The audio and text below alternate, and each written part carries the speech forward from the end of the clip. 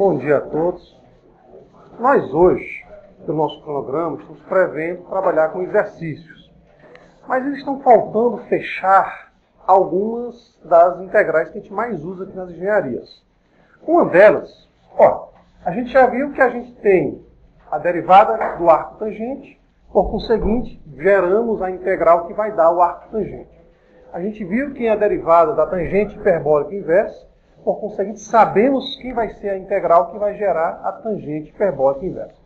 Então, a menos de um sinal, a gente deduziu as integrais de 1 sobre 1 mais x2 e 1 sobre 1 menos x2. Uma outra integral que muito é aplicada também está associada à ideia da declinividade, ou da curvatura de determinadas vigas, ou da inclinação que uma ponte tem após ser feita, e assim vai. A essa ideia, a integral que vai ser gerada, ela está atrelada ao arg seno hiperbólico de x. Entendendo? O arg vem de argumento, porque as hiperbólicas estão atreladas às exponenciais. E as exponenciais têm uma associação com os números complexos. Tá certo? É chamada forma polar dos números complexos. Isso aí é disciplina de métodos matemáticos que foge um pouco do nosso controle. Então nós vamos hoje encontrar a derivada dessa expressão, para, por conseguinte, encontrarmos a sua respectiva integral, ou antiderivada. A gente viu que o nosso modo operandi, isto é, a nossa maneira de agir, é, em vez de derivar via definição, a gente está derivando a partir daquilo que a gente conhece. Então, se y é o arg seno hiperbólico de x, é porque o seno hiperbólico de y é igual a x. Está claro isso? Pela própria definição de função inversa. Então nós vamos derivar ambos os membros da igualdade. Mas vamos derivar em relação a qual variável? Vamos derivar em relação à variável x, porque é ela a nossa variável independente. Assim sendo, lembrar que y, por ser uma variável dependente, pela sua construção, ela vai ficar, após a derivação normal, acrescida a expressão do y', por conta da regra da cadeia. Traduzindo, derivada de fora aplicada na de dentro, quem é derivada do seno hiperbólico? Cosseno hiperbólico. Só que o y é a variável dependente. Então, pela regra da cadeia, derivada de fora aplicada na de dentro, vezes a derivada da de dentro. E a derivada de x dá 1. Por conseguinte, a derivada do arg seno hiperbólico de x será 1 sobre cosseno hiperbólico de y. Já que está multiplicando, passa dividindo. Mas aí vai surgir a mesma pergunta que a gente fez no encontro passado. Posso parar aqui, se o foco era só encontrar a derivada? Posso. Só que, como a gente está querendo a antiderivada, então a gente tem que trabalhar em função da variável independente. E quem é a variável independente? X. Então vou retornar para o x. Como é que a gente retorna para o x? A relação existente entre y e x é seno hiperbólico de y igual a x. A relação direta, então, entre a variável y e a variável x é que seno hiperbólico de y é igual a x. O que é que nós temos? Cosseno hiperbólico de y ou a secante hiperbólica de y. Então a pergunta é, existe alguma relação entre o cosseno hiperbólico e o seno hiperbólico? Assim como nós temos seno e cosseno, tem uma relação fundamental para a trigonometria, nós também temos uma para as hiperbólicas. Quem é ela? Isso.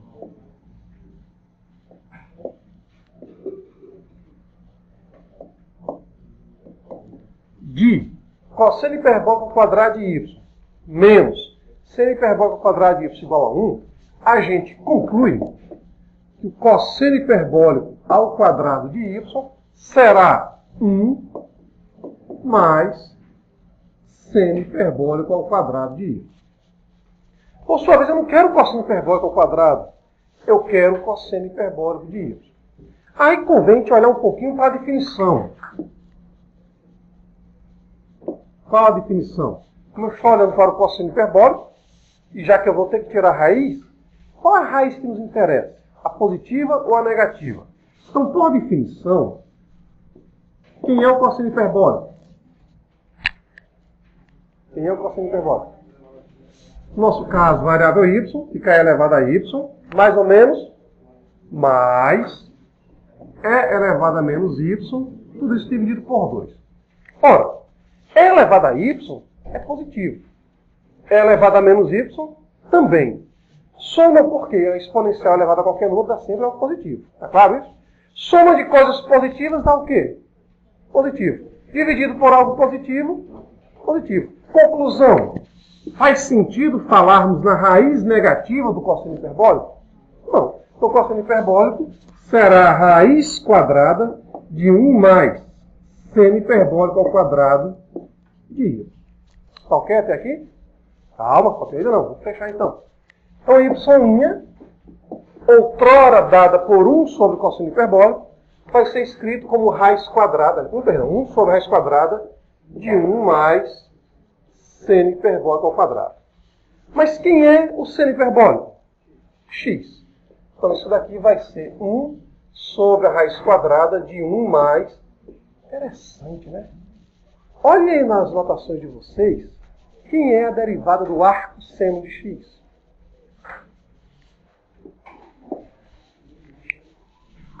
Olhem aí nas anotações de vocês, quem é a derivada do arco seno de x? Ah, rapaz, interessante, né? É 1 menos x ao quadrado. E no arco seno hiperbólico ficou 1 mais. Quem é a derivada do arco tangente? Olha aí. Arco tangente, deduzido na aula passada.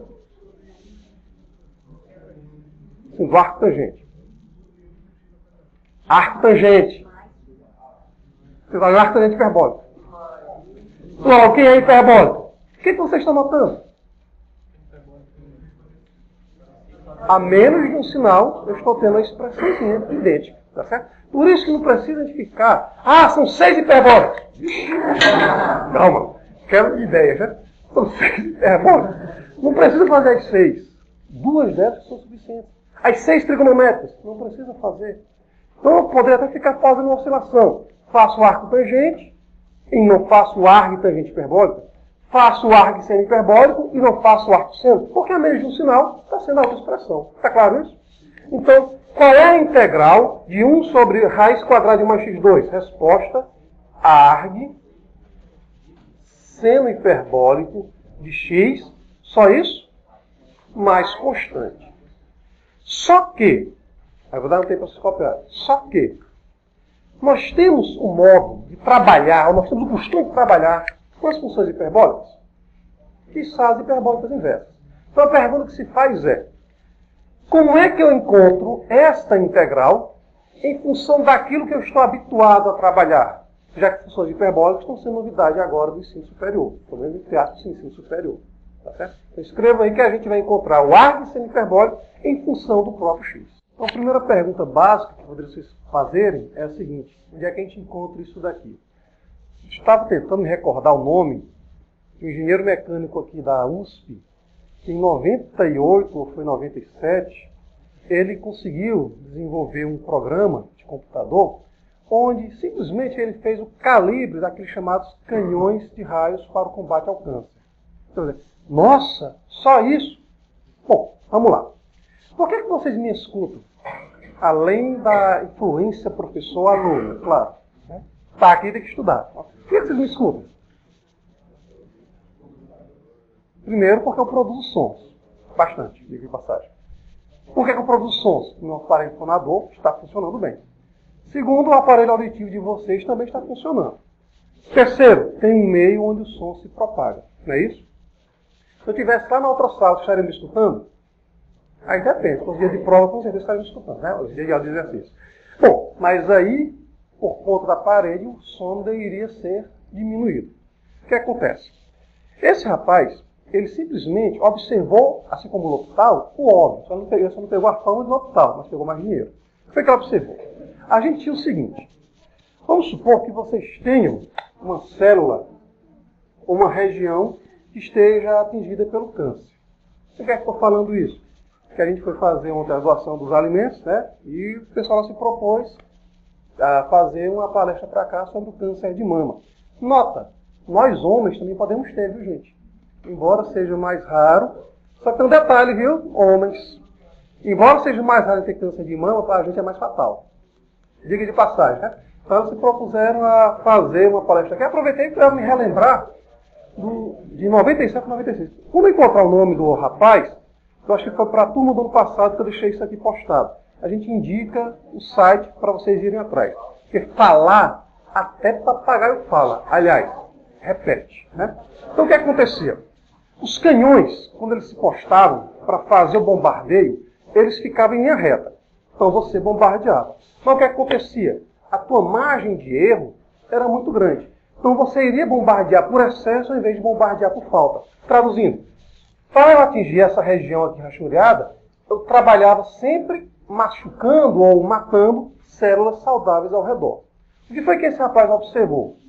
Ele observou, detalhe, ele era da USP e foi fazer o doutorado lá no MIT, que bastava fazer uma pequena inclinação nesse canhão para quando, ao lançarmos o bombardeio, por influência da gravidade, eu atingisse melhor o meu alvo. Só foi isso que ele fez. Só que ele observou um detalhezinho, que outras pessoas já têm observado isso, questão do ângulo. Nós temos aqui o ar-condicionado ligado. Onde é que ele está? À esquerda de vocês. Para pequenas partículas, o movimento, a velocidade desse vento influencia. Para grandes partículas, não. Então o que é que ele fez também? Dependendo de onde se encontrava o ar-condicionado do local onde seria instalado esse canhão, ele fazia a modelagem, por isso que foi feito o sucesso do trabalho dele, para que você, além de ter uma inclinação em relação ao solo, você tinha que ter também uma inclinação em relação a onde se encontravam os aparelhos de ar-condicionado. Então são dois ângulos, ou seja, uma função de duas variáveis. Tá certo? Bom, você pode dizer, sim, daí? Ele conseguiu diminuir, enquanto as margens de erro eram em torno de 10%, ele conseguiu diminuir para 7% a margem de erro. Você vai dizer, só 3%? Mas, gente, 3% de células saudáveis do seu organismo é muita coisa. Tá certo? Então, está me lembrando disso. E uma das modelagens que ele fez não cai nesse tipo de integral, mas cai numa integralzinha muito parecida com essa daqui. Vou preparar um outro CD e a gente mostra para vocês. Né? Não passo a passo daqui, para fazer uma tese de doutorado são quase 200 páginas. Mas a gente vai pegar só a formulazinha que dá para a gente resolver, porque a outra é cálculo vetorial. Acho que o cálculo vetorial que postei essa informação. Bom, então vamos voltar para cá. Então, tem utilidade essas hiperbólicas? Tem. Tá certo? Bastante utilidade. Bom, então temos muita utilidade disso daqui, gente. Tá certo? Não é, de novo, foram mais de 50 anos desenvolvendo isso daqui. Desenvolvendo essa escrita. Porque o conhecimento disso era mais de 2000 anos antes de Cristo. Idem a ideia das inteligências múltiplas, não, dos múltiplos universos, ou teoria M, ou teoria das cordas. Há mais de 3.000 anos antes de Cristo, já tinha-se a observação prática de que o mundo tinha pelo menos 6 dimensões. Não só apenas as 3. Altura, largura e, no caso, muito comprimento. Né? Então, tínhamos pelo menos 6 dimensões. Só recentemente é que a gente conseguiu chegar em torno de 11 dimensões. Mas isso aí é física mais avançada. Bom, então, a ideia básica é partir do princípio. Que princípio? Usar a definição? Trabalho com derivada? Não, porque eu queria trabalhar demais. Como eu conheço apenas a derivada do seno hiperbólico, então, se y é o arco do seno hiperbólico, ou a inversa do seno hiperbólico, a gente usou a definição de função inversa. Está claro isso? Eu posso sempre utilizar a definição de função inversa? Resposta, depende. Você vai inverter para quê? Se a função que você vai inverter, usar na inversa, for uma derivada conhecida, aí você inverte. Se não for conhecida, não inverte. Está claro isso? A gente só está fazendo uso aqui da função inversa, por quê? Porque a gente conhece essa derivada. Está claro isso? A gente não está manipulando por manipular. A gente está tentando ter uma consciência daquilo que a gente está fazendo. Está claro isso aqui, gente? De novo, a maior das tecnologias que a gente tem é o nosso cérebro, desde que não esteja sob influência de algumas coisas. Então, a gente vai derivar em relação a x. Por que derivar em relação a x? Porque y é função de x. Derivado sendo hiperbólico, cosseno hiperbólico. Mas como y é função de x, pela regra da cadeia, ficou y'. Derivado de x com relação a x, dá 1. Cosseno hiperbólico, que está multiplicando, passou dividindo. Então, y' é 1 sobre o cosseno hiperbólico de y. Atendi às expectativas da minha pergunta? Sim. Ele disse derive. Disse que é para deixar o resultado final em função da variável independente x? Não. Posso parar aqui? Posso. Mas aí a gente está derivando porque a gente quer chegar no outro conteúdo chamado derivada. Isto é, as integrais até aqui serão vistas como antiderivadas. Então eu preciso deixar esse resultado em função da variável independente. E quem é a variável independente? X. E qual é a relação entre x e y? É que x é o seno hiperbólico de y. Está claro até aqui? Só que eu cheguei no cosseno hiperbólico. Então, será que eu tenho alguma maneira de relacionar o cosseno hiperbólico com o seno hiperbólico? Já visto o seno hiperbólico de y ser igual a x? Sim. Nós deduzimos que, assim como nas trigonométricas há uma relação fundamental, nas hiperbólicas também. Só que em vez de ser mais, como nas trigonométricas, nas hiperbólicas fica menos. Então, cosseno hiperbólico ao quadrado menos seno hiperbólico ao quadrado igual a 1. Concluímos que o cosseno hiperbólico ao quadrado será 1 mais o quadrado do seno hiperbólico. Perguntas até aqui? Mas por que isso? Porque a gente quer deixar em função do seno hiperbólico. Bom, mas se eu tenho um cosseno hiperbólico ao quadrado, isto é, se eu tenho u ao quadrado igual a alguém, u é mais ou menos a raiz desse alguém. Então a gente vai recordar que, pela definição de cosseno hiperbólico, coisas positivas ao serem somadas ainda dão uma coisa positiva. Então o cosseno hiperbólico ele é sempre positivo. Logo, não faz sentido colocarmos mais ou menos na raiz. Fica simplesmente a raiz positiva. Está claro? Bom, então onde tinha, nessa expressão cosseno hiperbólico de y, a gente colocou a raiz quadrada de 1 mais o seno hiperbólico ao quadrado. Está claro até aqui? Mas quem é o seno hiperbólico? X. Como está ao quadrado, fica x ao quadrado. De novo, a menos de um sinal, a gente tinha o arco seno, isto é, a inversa do seno. Invertemos o sinal, ficamos com a inversa do seno hiperbólico. Aí a gente até comparou. A menos de um sinal, a derivada da inversa da tangente hiperbólica é a mesma derivada da tangente. Está claro até aqui? Mas a pergunta agora é, poxa, posso parar aqui? Posso. Mas eu tenho o hábito de trabalhar com isso daqui? Não. Por sinal, isso aqui vocês não viram lá no ensino fundamental, tampouco no ensino médio. Embora a exponencial seja conhecida de vocês. Porque o que interessa para a gente não é o domínio da função. Como eu falei, para as antiderivadas, o que interessa é o domínio da derivada. Está claro isso? Repara, na função seno, no inverso do seno, nós temos raiz de 1 menos x2. Então eu quero meu domínio entre menos 1 e 1, não os incluindo. Aqui eu tenho restrições ao meu domínio? Não. Tá certo? Não tenho restrições. Por quê? Pela própria definição da função hiperbólica. Mas vamos lá. A gente não tem o hábito de trabalhar com as hiperbólicas, tampouco com as hiperbólicas inversas. Então o que é que a gente vai fazer? Deixar a resposta em função das funções que nós conhecemos. Ou pelo menos temos uma maior operacionalidade com elas. Bom, se as hiperbólicas, como a gente está colocando aqui, estão atreladas à exponencial, suas inversas estarão atreladas a quem? De novo, se a hiperbólica está relacionada com a função exponencial, a inversa dela vai estar associada com quem? Com a inversa exponencial, que é o logaritmo. Vocês recordam que a gente deduziu, estou só recordando, que a integral de 1 sobre 1 menos x ao quadrado de x, a gente deduziu que isso daqui vai ser 1/2 do Ln. Eu vou colocar o módulo, mas ainda falta demonstrar que é válido para o módulo, tá certo? Porque a gente, quando for fazer operações, não é obrigado que a gente esteja logaritmando sempre positivo, não.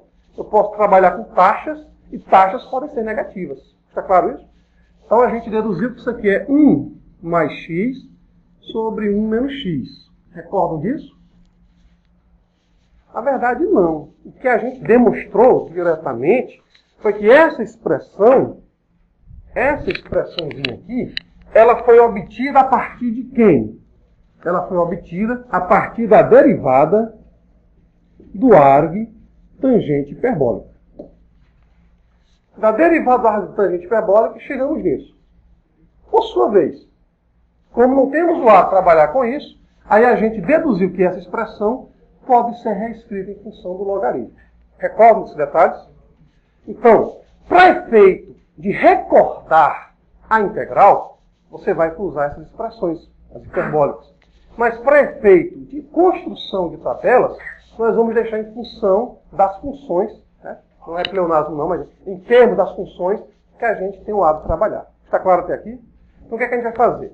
Vamos tentar deixar o arg seno hiperbólico em função de um logaritmo. Mas por que em função de um logaritmo? Porque o seno hiperbólico está em função de uma exponencial. Tá ok, gente? Está claro o que a gente vai fazer? Então, vamos lá, copia ainda não. Vamos lá. Você já tem. Então, seja Z o arg seno hiperbólico de x. Ok? É porque Z.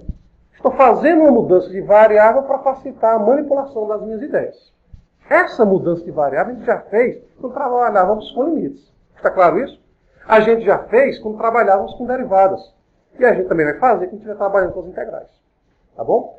Ora, por definição de função inversa, se Z é a inversa do seno hiperbólico de x, é porque o seno hiperbólico de Z é igual a x. Está claro? Dúvidas? Não, C. Em qualquer derivada da constante dá zero. A pergunta foi, cadê o C? Porque como ele está derivando a constante da Z, então ela não influencia. Para derivar, você pode esquecer. Mas para te derivar, não. Ela está lá, porque ela faz sentido para a gente. Certo? Hoje, não sei hoje, mas a gente começar a trabalhar com as aplicações, você vai ver que a constante vai ter significado. Ok? Bom, então se Z é a inversa do seno hiperbólico de x, é porque o seno hiperbólico de Z é igual a x. Está claro até aqui? Mas por definição, quem é o seno hiperbólico de Z? Por definição, fica E elevado a Z menos E elevado a menos Z sobre 2. Bom, assim como a gente trabalhou com a inversa da tangente hiperbólica, nós vamos parecidamente aqui também trabalhar com a ideia de resolvermos equações como a gente resolvia lá no ensino fundamental, as equações biquadradas. Biquadradas? A gente pegava lá o x ao quadrado e mudava de variável. Não era isso que a gente fazia? Aqui também vai proceder. Como? Antes de efetuarmos essa mudança, vamos desenvolver um pouco mais essa expressão. Repare que E elevado a menos Z eu posso escrever de que maneira? 1 sobre E elevado a Z. Isso? Então a gente vai tentar reorganizar aquela nossa escrita. A gente fica com E elevado a Z menos 1 sobre E elevado a Z dividido por 2 igual a x. Se você quiser passar o 2 multiplicando, não tem problema. Certo? No numerador, nós temos uma diferença de frações. Ora, para resolver essa diferença de frações, a gente vai tirar o mínimo. Lembrar que E elevado a Z sozinho é elevado a Z sobre quem? 1. Quem é o mínimo entre 1 e E elevado a Z? E elevado a Z. Então, o meu numerador vai ficar E elevado a Z. E elevado a Z dividido por 1 dá E elevado a Z, vezes E elevado a Z, que fica E elevado a Z ao quadrado. Está claro, gente? E elevado a Z dividido por E elevado a Z dá 1, vezes 1, ficamos com 1. Ajeitando essa escrita, vou fazer duas passagens em 1, fica claro para vocês. Primeiro, divisão de fração. Então, vamos ficar com E elevado a Z ao quadrado menos 1 sobre 2 elevado a Z. Depois a gente multiplica cruzado. Fazendo essas operações, nós vamos chegar em E elevado a Z ao quadrado menos 1 igual a 2x vezes E elevado a Z. Dá para perceber isso? Ora, aí a ideia que a gente fez lá para as biquadradas, para facilitar a nossa vida lá no ensino fundamental. Seja T E elevado a Z. Por quê? Porque essa minha expressão passa a ser do tipo T ao quadrado menos 1 igual a 2x vezes T. Então a gente nota que é a mesma linha de raciocínio apresentada enquanto passado. Chama E elevado a Z de T. Por quê? Porque se E elevado a Z é igual a T, segue-se então que o Z será o ln de T. Está claro isso? Bom, mas quem é T? Então nós temos uma equação do segundo grau em função da variável T. Tá certo? Então nós vamos resolver essa equação. Antes de resolvê-la, vamos organizá-la. Organizando-a, nós temos T ao quadrado menos 2xt menos 1 igual a 0. Está claro, gente? Organizando a equação do segundo grau. Bom, nós queremos as raízes. Mas lembrar, faz sentido, no universo dos números reais, o logaritmando do logaritmo ser negativo? Não. Então a raiz negativa a gente vai excluir. Tá certo? Bom, então aqui não vai valer aquela ideia. Olha, dois números cuja soma seja 2x e o produto seja menos 1. São 2x e o produto seja menos 1. Nesse caso aqui não vai valer muito essa ideia. Por quê? Porque o x é também uma variável. Está claro isso? Então a gente vai desenvolver. Como é que a gente desenvolve? Pelo von velho Bhaskara. Quem é delta? É o b ao quadrado. Vocês lembram? Se a x... Bom, quem é o delta? É o coeficiente da variável t ao quadrado. A gente fica com menos 2x ao quadrado. Menos 4, que é o da nossa fórmula. Vezes o coeficiente do t ao quadrado, que vale 1. Vezes o termo independente, que vale menos 1. Está claro, gente? Então, ajeitando, menos 2x ao quadrado, a gente fica com 4x ao quadrado. Menos com menos dá mais, a gente fica com 4. Ou seja, 4 que multiplica x ao quadrado mais 1. Reparem, a priori, que para qualquer x real, essa expressão aqui vai ser sempre positiva. Logo, eu garanto que a gente tem as duas raízes reais e distintas. Está claro isso? Duas raízes reais e distintas. Bom, e como é que eu descubro as raízes? A gente vai para o t igual ao menos b. Não é menos b, mas quem é o cara que faz o papel de b? Menos 2x. A gente fica com menos 2x, mais ou menos a raiz quadrada de delta. Mas quem é delta? 4 vezes x ao quadrado mais 1. Dividido por 2a. Isto é, 2 vezes o coeficiente do t ao quadrado. E ficar 2. Então, t será, ajeitando a nossa escrita, menos com menos ficamos com mais, então ficamos com 2x, mais ou menos. Raiz quadrada de um produto para coisas positivas é o produto das raízes. Raiz quadrada de 4 vale 2, e a raiz de x2 mais 1 fica x2 mais 1. Tá certo? Sobre 2. A gente pode simplificar ainda mais essa escrita? Pode. Então, simplificando todo mundo por 2, chegamos em x mais ou menos raiz quadrada de x ao quadrado mais 1. Bom, as duas raízes interessam, ou a raiz que tem mais, ou a raiz que tem menos, que é que vai nos interessar? Só que tem mais. Por quê? Porque a gente garante para vocês que x é menor do que a raiz de x ao quadrado mais 1. Garante? Garante, com certeza. Como é que a gente garante? Porque não adianta só falar. De novo, papagaio também fala. Mesmo que seja repetindo ideias. Então, eu vou provar para vocês que o x ele é menor do que essa raiz quadrada. Como é que a gente prova? Da seguinte maneira. Como estamos interessados nas coisas positivas, eu vou fazer argumentações para as coisas positivas. Para as coisas negativas, basta atacar o módulo. Tá certo? Então, se o x for positivo, concordam comigo que a raiz quadrada de x ao quadrado será igual a x? Se o x for negativo, então raiz de x ao quadrado será o módulo de x. Tudo bem, gente? Ora, se eu ocasionar alguma perturbação, se eu ocasionar alguma diferença para mais ou para menos, em vez de ter igualdade, eu vou ter desigualdade. Isto é, se eu acrescentar alguém do lado direito da igualdade, ou alguém do lado esquerdo da igualdade, passa a ter uma desigualdade. Concorda comigo? A não ser que seja crescer em ambos os membros da igualdade. Está claro?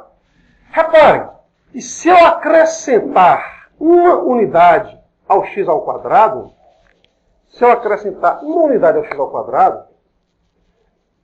essa expressão passa então a ser maior do que o nosso x. Por quê? Porque o x é a raiz de x ao quadrado. Como eu estou colocando algo a mais, esse rapazinho passa a ser maior. Se ele passa a ser maior, é porque o x é menor do que essa raiz. Se o x é menor do que essa raiz, x menos ela não nos interessa. Está claro isso? Conclusão. Quem é z? Mas quem é z? Que é o arco sem hiperbólico. Então z para finalizar, Z, passa a ser o logaritmo natural de x mais a raiz quadrada, x ao quadrado mais 1. Ok? Z é isso daí. E como Z é o nosso arco semi-hiperbólico, conclusão, a integral de 1 sobre a raiz quadrada de 1 mais x ao quadrado dx passa a ser o logaritmo natural de x mais raiz de x ao quadrado mais 1 mais a constantezinha c. Vamos começar com o seguinte. Se uma partícula tem velocidade v do tipo x vezes e elevado a x, encontrem a equação do espaço e B, a equação da aceleração. Como eu tinha falado para vocês desde o mês passado, o nosso foco nas derivadas não era só derivar por derivada, era chegar em aplicações que eu precisasse derivar e integrar. Ou, com tantas aplicações na economia e na administração, eu preciso encontrar um ponto crítico para que depois eu não encontre um excedente do consumidor ou um excedente do próprio cliente. Você se recorda disso. Aqueles tais x0, em geral, são pontos críticos. Então, o pessoal lá não fala isso. Fala ponto ideal, ponto ótimo. Né? Então, a essência é derivada. Bom, eu vou começar pelo item B. Encontrar a aceleração. O que é a aceleração dada a velocidade? Esse detalhe, né? A velocidade, dada a equação horária, ela é o quê? Então, se a aceleração é a derivada da velocidade, e a derivada da velocidade, e a velocidade é a derivada do espaço, se a aceleração é a derivada segunda do espaço.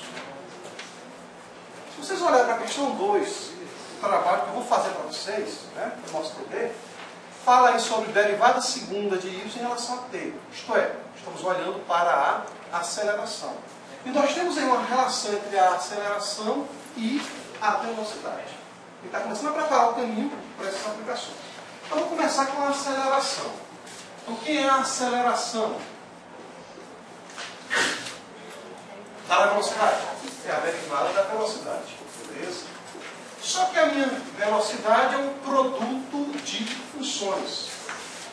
Quem é a derivada do produto? É o produto das derivadas? Não. Como é que fica?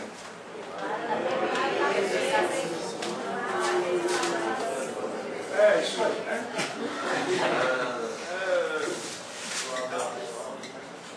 A derivada do produto, que não é o produto das derivadas, e, por conseguinte, a integral do produto, não é o produto das integrais. Né?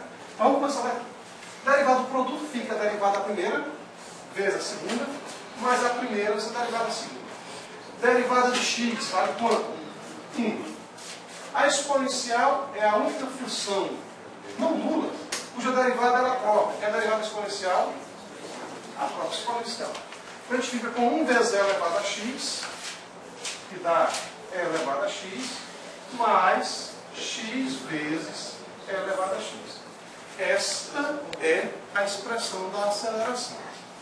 Bom, e quem é o espaço? Nós já deduzimos para vocês que a ideia básica para encontrarmos a equação do espaço é que a gente integra.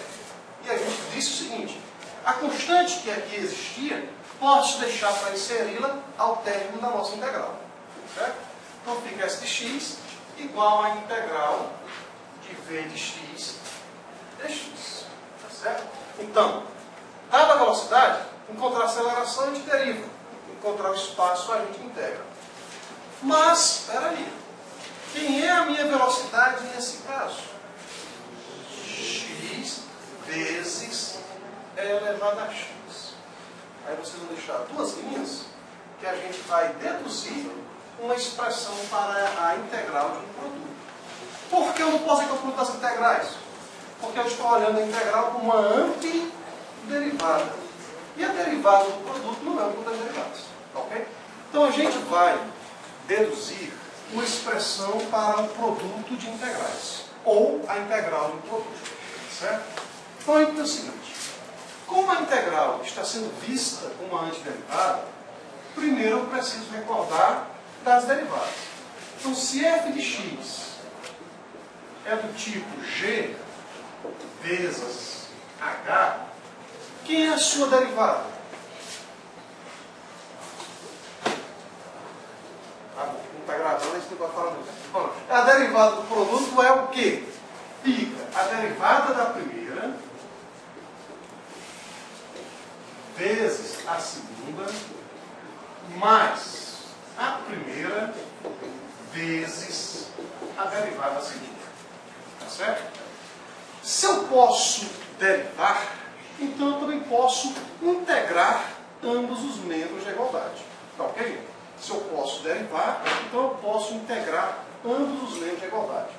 Então, integrando ambos os membros, nós vamos ter o seguinte. A ideia básica mesmo seria, primeiro, multiplica todo mundo pelo diferencial dx e depois destaca o símbolo de integral. Ok? Ou são duas em uma. A gente fica com a integral de f' de x dx igual à integral dessa expressão.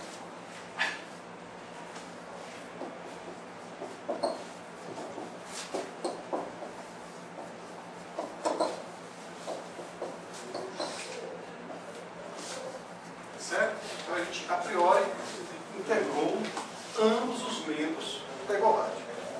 No lado direito da igualdade, nós temos uma soma de funções. Que é a integral da soma? Soma das integrais. A já vista derivada não soma, se é soma das derivadas. Então a gente fica com a integral de h de x vezes g' de x dx mais a integral de g de x vezes h' de x dx. Ok?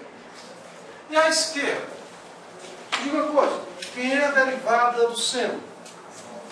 E quem é a integral do cosseno? Seno mais a constante. Pelo menos a constante, que a gente deixa para acrescentar isso no final, a integral da derivada é a própria função. Tá certo? A integral da derivada é a própria função. Então a gente fica com f de x. Ora, espera aí. Como a gente está querendo encontrar uma expressão envolvendo tanto a função g quanto a função h, eu vou usar o fato de que f é g vezes h. Tá certo? Vou usar o fato de que f é do tipo g vezes h. Tudo isso é para fazermos a seguinte conclusão. Quando eu olho para a derivada do produto e depois tento integrar, a minha expressão acabou gerando duas integrais. Isto é, eu posso isolar uma destas integrais e deixar a outra para um cálculo a posteriori. Traduzindo, a técnica que aqui se encontra é a chamada integração por partes. Por que por partes? Porque a minha integral, eu não vou resolvê-la de primeira vez. Eu vou ter que reescrever a minha expressão de tal maneira que apareça uma integral mais simples. Tá certo? Então, se eu pegar essa expressãozinha aqui e passar para o lado esquerdo, ficamos com f, mas quem é f? G de x vezes h de x menos a integral de g de x vezes h de x dx. Então, essa expressão é a chamada integração por partes. Alguns autores optam por usar uma notação mais simples, que é mais fácil de memorizar. Por sua vez, essa escrita mais simples, ela faz com que a gente perca alguns detalhes na hora da manipulação. A manipulação mais simples é a seguinte: se eu imaginar U como sendo a função h de x, se eu imaginar V como sendo a função g de x, então ao derivarmos U em relação a x, isto é, du, vai ser h' de x dx. E ao derivarmos V em relação a x, V' ou dv será g' de x dx. Então a notação que a gente usa para memorização é essa. H de x faz o papel de u, g' de x, dx faz o papel de dv. Então a gente fica com a integral de u dv igual g vezes h, isto é, u vezes v, menos a integral de v. Então, nos livros, em geral, apresentam isso daqui para vocês. É fácil memorizar? É fácil memorizar. Só que a gente vai perder algumas informações no momento que vai fazer algumas aplicações. Mas, a priori, a gente quer resolver, então a gente vai tentar memorizar isso daqui fazendo as aplicações. Por que daquela notação? Qual notação? U é igual a h de x, du é h'. Vamos lá. O motivo da notação é o seguinte. Se eu disser que u é uma função f de x, só ele tem h, não importa. U é f de x. A gente perde informações se essa função for composta. A gente tem que tomar muito cuidado quando for usar essa forma em se tratando de funções compostas. Tá ok? É a recomendação que a gente faz. Então, ao derivarmos, qual é o nosso costume? Trabalhamos com a linha, não é isso? Então, derivando, ficamos com u' igual a f'. Nessa operação que a gente tem. Por sua vez, a gente falou para vocês que tem uma outra notação para a derivada, que a gente tinha evitado escrevê-la no primeiro semestre para evitar confusão no nosso cérebro. Mas agora eu vou começar a utilizá-la. O linha é a mesma coisa que du dx. Tá certo? Oriunda de onde? Oriunda, tal expressão, da ideia do limite, quando x tende para x0, e df de x, e df de x0 sobre x ou x0, se chama delta x, e assim vai. Ora, se o linha é du sobre dx, segue-se que du sobre dx, que é o linha, vai ser o nosso f'. Está claro isso? Os diferenciais são próximos, mas não são iguais a zero. Então, cada um deles tem vida própria, e o conjunto também. Então, se cada um deles tem vida própria, e isso aqui é um quociente, esse rapaz está dividindo, pode passar multiplicando. Conclusão, du passa a ser f' de x dx. Fica claro isso? Se fosse função de t, dt, função de h, dh, esse por diante. Por isso que a gente escreveu, sendo u igual a h, du é h' de x dx. Sendo v igual a g, dv vai ser g' dx. Está claro isso? Bom, mas a pergunta...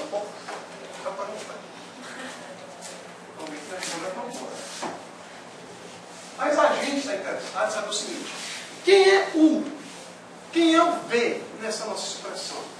Resposta. Você vai escolher. Assim como a gente usou a regra L'Hopital em determinações do tipo 0 vezes infinito, onde a gente escolhia quem é que a gente colocava no numerador e deixava no denominador, aqui também a gente vai escolher. A ideia básica vai ser a seguinte. Se eu vou integrar por partes, a outra integral que eu vou obter, ela tem que ser mais simples para ser integrada. Está claro isso? Então eu vou partir da integral, aspas, mais difícil, para chegar na integral mais fácil. Essa é a minha ideia. Entendeu? Nós temos isso. Integral de x vezes 0 elevado a x dx. Quais são as escolhas? Primeiro, por que eu vou usar a integração por partes? Porque eu tenho um produto de funções. Então, ao termos um produto de funções, usamos integração por partes. Ok? Detalhe, a gente vai começar a trabalhar na próxima aula. Nem sempre o produto vai estar explícito. Como assim? A sozinho não pode multiplicar A vezes 1? Tem produto na expressão A? Tem. É A vezes 1. Acho que isso é óbvio. Eu vou guardar essa informação para mais adiante. Então, quem é que eu vou chamar de U e quem é que eu vou chamar de dv? Eu tenho escolhas. Se eu escolher o U como sendo x, o que sobra passa a ser dv. Então, dv vai ser elevado a x dx. Está claro isso? Lembrando, eu quero utilizar essa escrita, a integral de u dv igual a u vezes v, menos a integral de v du. Está claro, gente? Quais são as opções que nós temos? Temos três opções. A primeira, que é a menos utilizada, chame U do próprio produto. O que sobra vai ser o dever. Só que se eu chamar U de x vezes a elevado a x, a gente viu quando a gente resolveu o item B, que a derivada disso vai ser aumentar. Concorda comigo? Então não é uma boa escolha para esse caso. Uma outra escolha. Eu poderia chamar U de E elevado a x e o dv de x dx. Concordam? Chamando o dv de x dx, olhando para a minha expressão, eu vou precisar de ver. Ora, se a integral x vai aparecer quem? E a integral de x elevado a 1, x elevado a 1 mais 1 sobre mais 2, dá x ao quadrado sobre 2. Então a mesma constante vai aparecer x ao quadrado vezes. Ora, então eu chamei o x, o de E elevado a x. Quem é derivada de E elevado a x? E elevado a x dx. Então eu ia cair na integral de x ao quadrado E elevado a x dx. Isto é, iria ficar com grau 2. Eu estou partindo de 1, que é um grau 1. Aumentou meu grau de dificuldade? Aumentou. Por exclusão, eu vou chamar o U de x e o dv de E elevado a x dx. Está claro isso? Porque pelas argumentações, as outras ampliaram. Então essa daqui deve ser a escolha que vai diminuir. Então, sempre uma das três vai diminuir o teu grau de dificuldade. Está claro, gente? Sempre uma das três. A menos utilizada, lembrando, é pegar todo o produto. Embora tenhamos algumas aplicações que pegar todo o produto é a saída. Então vamos lá. Se eu chamo U de x, quem é a derivada de U em relação a x? A derivada de U em relação a x vai ser derivada de x, 1. Conclusão, du é o próprio dx. Se dv é elevado a x dx, e olhando para a expressão, eu preciso de v, segue-se que nós vamos integrar ambos os membros da igualdade. Certo? Integrando, lembrando sempre o seguinte, a constantezinha a gente deixa para acrescentar só no final. Tá ok, gente? A constante sempre acrescida só no final. Integral de dv, v. Lembra que a gente já fez a integral do dt, ou dz, ou du? Porque dv é um dv, ou v elevado a zero dv. A exponencial, quem é a sua integral? A própria exponencial. Aí viria daqui uma constante. Quando eu fosse integrar essa constante, fosse fazer manipulações, ela iria acabar sendo simplificada com as outras expressões que aqui existem. Isso é mais uma disciplina de análise. A gente pode provar para quem tiver interesse, em outro momento, isso quem está comentando para vocês. Traduzindo, se eu levar a constante a partir daqui, nas manipulações que a gente vai fazer, ela vai acabar sendo simplificada. Isso a gente prova. Então o que a gente faz? Se eu levar a constante agora, ela vai ser simplificada nas contas, então por que não deixar a constante só para o final? Então o que a gente vai fazer? Está claro até aqui? Então, não é só falácia não, a gente prova isso para vocês. Então ficamos. Integral de U dv, isto é, a integral de x vezes elevado a x dx, será U. Quem é que faz o papel de U? X. V. Quem é que faz o papel de V? E elevado a x. A gente fica com x vezes E elevado a x. Está claro? U, V, menos a integral de V, mas quem é V? E elevado a x, vezes du. Quem é o nosso du no nosso caso? É x. Ora, quem é a integral da exponencial? É a própria exponencial. Tem mais alguma integral a ser resolvida? Não. Então a junção de todas as constantes, vou chamar de C. O que a gente prova? Se vocês derivarem isso, vão chegar em x vezes elevado a x. Está claro? Então quando é que a gente usa integração por partes? Quando a gente tiver um produto de funções do nosso integrando. Só que o produto não precisa de explícito, não vai vir em outras aulas.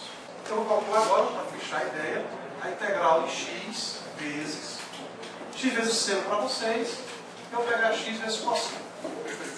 Ok? Vou fazer a integral de x vezes cosseno. Para casa, se vocês tiverem tempo, façam x vezes seno. Então, nas próximas aulas, a gente vai fazer a integração por partes, onde o produto vai ser fulano vezes 1, e vamos começar a trabalhar com funções compostas. Porque esse tipo de aplicação no nosso dia a dia não tem não. A x cosseno de x, não. vai aparecer um cosseno de x, se de repente eu pegar uma expressão em movimento harmônico simples e chamar o pessoal que está dentro da composição de mudar para uma variável u. Aí aparece isso. Mas em geral tem funções compostas. Tá bom? Bom, vamos lá. Tem produto de funções? Tem. Se tem produto de funções, eu vou usar a integral atrelada ao produto. E qual é a expressão? Aí vocês vão recordar quem é a derivada do produto. Está claro isso? Repara, estou falando para o dv menos vdu? Não precisa. Saibam de onde vem a expressão. Então a ideia básica é, eu vou chamar u de alguém, e o que sobrar eu vou chamar de dv. Por quê? Porque eu quero fazer uso da seguinte expressão. A integral de u dv é u vezes v menos a integral de v dv. U. Mas parece partindo de x. Sim, o u e o v, porque a gente pegou lá. F de x igual a g vezes h, f', a do produto, e depois vocês integram. Está claro isso? Então quem é o u? É uma escolha. O que sobra é o dv. Se eu chamar u de x vezes cosseno, posso? Pode. O que sobra vai ser o dv. Se dv é dx, v é o próprio x. Tranquilo. Mas espera aí. Se eu chamar u de x vezes cosseno, eu vou precisar derivá-lo. Se eu derivar x vezes cosseno, vai ficar 1 vezes cosseno mais x a derivada do cosseno, que é menos c. Vai aparecer cosseno menos x vezes seno. Então, em vez de diminuir, a gente acabou aumentando a expressão. Está claro isso? Está claro isso? Então, tem algumas, gente, que é interessante fazer um todo, e quando a gente derivar, em vez de aumentar, vai diminuir. Como? Por exemplo, tangentes concordam que é seno sobre cosseno. Então, às vezes, essas que são cossíneas implícitos, acaba facilitando se eu pegar todo o produto. Bom, então nesse caso, a gente viu que pegar todo o produto não nos interessa. Vamos chamar o u de x dx. Vamos chamar o u de cosseno de x. Tá certo? Vamos chamar o u de cosseno. O que sobra, dv, vai ser x dx. E no raciocínio anterior, quando eu integrar, vai aparecer quem? Quando eu integrar a mesma constante, vai aparecer x ao quadrado. Então, em vez de diminuir o grau, a gente está aumentando. Então, também não é uma boa escolha. Então, 3 opções. Se não é o produto das duas, se não é o fulano, o que é que sobra? Exclusivamente x. Está claro isso? Então, cada caso é um caso. Certo? Em geral, é regra, não, em geral, se o expoente for positivo, a dica é chame o u desse rapazinho. Se o expoente for negativo, aí você faz o contrário. Em geral, essa é a ideia. Mas o ideal, não pense em geral, pense particularmente. Cada caso é um caso. Tentativas e erros. Está claro isso? Então, se eu chamar u de x, o que é que sobrou? Cosseno de x dx. Ora, olhando para o que nos interessa, dado u, precisamos de u. Dado dv, precisamos do v. Então a gente vai derivar essa expressão e vai integrar essa. Derivando essa expressão, nós temos que a derivada de u em relação a x vai ser igual a 1. Ou seja, du é o próprio dx. E integrando esta outra, lembrando que a constantezinha a gente deixa para acrescentar só no final, porque se eu começar a levar uma constante daqui, eu vou aparentemente, no primeiro momento, aumentar a minha escrita. Mas essa constante depois acaba sendo simplificada com o que a gente tem. Tá certo? Isso, de novo, a gente prova, não é só a falácia. Então, quem é a integral do cosseno? A menos uma constante, qual é a função cuja derivada é o cosseno? Seno. Aí a constantezinha deixa para o final.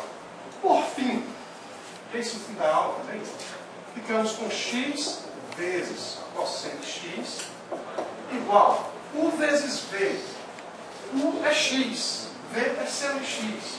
Então ficamos com x vezes seno de x, menos a integral de v, que é seno de x, du, que é dx.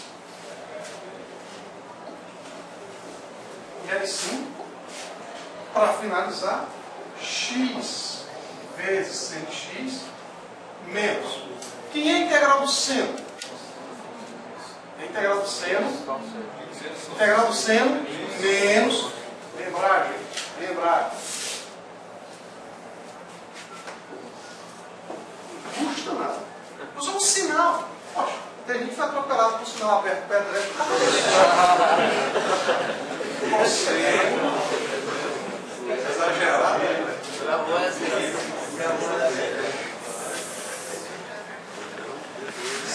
sentido horário, deriva. Sentido anti-horário, anti-deriva, que por enquanto é integral. Então, integral do seno menos o cosseno. Atenção a esses pequenos detalhes. Né?